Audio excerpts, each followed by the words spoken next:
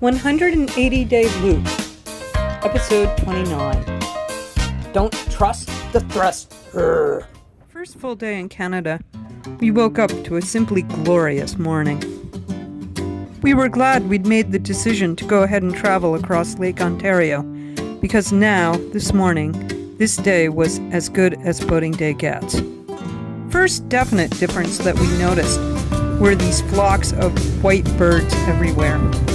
Were they ducks, we wondered? Nope, it turned out they were trumpeter swans. The only swans we remembered seeing in the US were the ones that people keep in ponds that have their wings clipped. A very peaceful ride it was.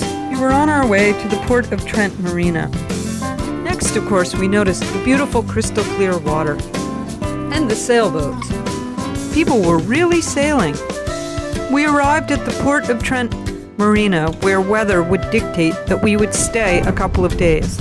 So early in the season that we were only one of a few transient boats there. It didn't take us long to realize the necessity for this weird floating mower thingy. There were weeds everywhere in the water. Well, the weather cleared up and we finally got on our way into the Trent-Severn at last. Now I had my handy GoPro on, and Tom and I were really proud of our lock and line handling skills. We were doing great, and I could catch a line with the best of them. At least I thought so for the first 3 locks. Oh yeah, I had this down.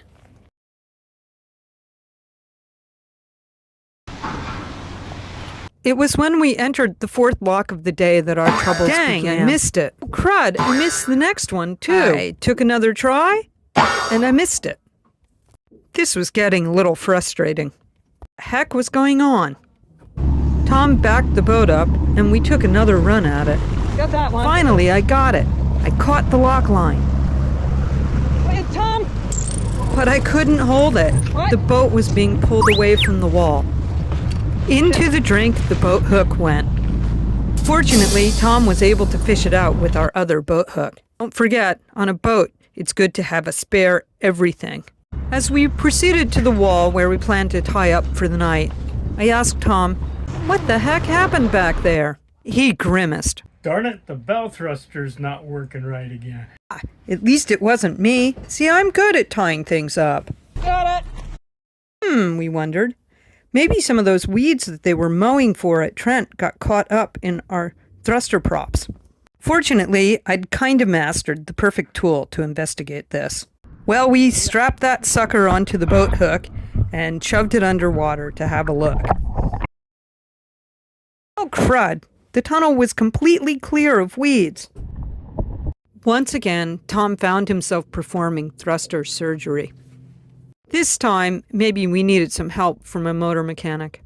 The only trouble was, there weren't too many of those types of guys nearby. So we hired a cab and took the bow thruster motor on a ride.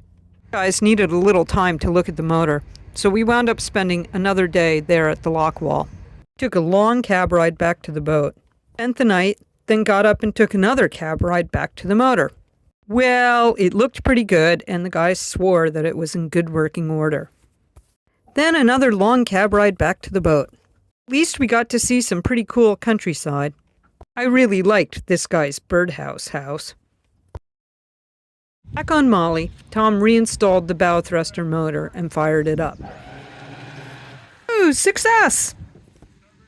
Hey Tom, go ahead and fire up the other side. I am firing up the other side. That's port. Uh-oh.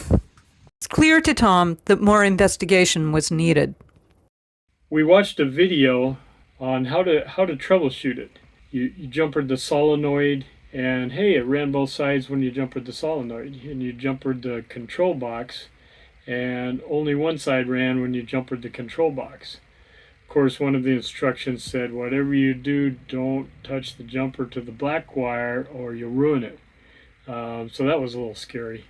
But we were able to determine, and after some, it was indeed the little control box that was bad. So, quick ordered another one from whatever vendor we could find. But we still had a problem.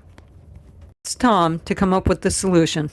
Since we were able to make the thruster work with the jumper wire on the solenoid, I came up with the brilliant idea of a really, really long jumper wire and a switch that we could put on the helm. And thus we were able to run the thruster somewhat awkwardly, admittedly, but effectively from the helm. Problem solved. Sort of. It was time to move on to the next lock. Stay tuned for our next episode. Till then, thanks for watching.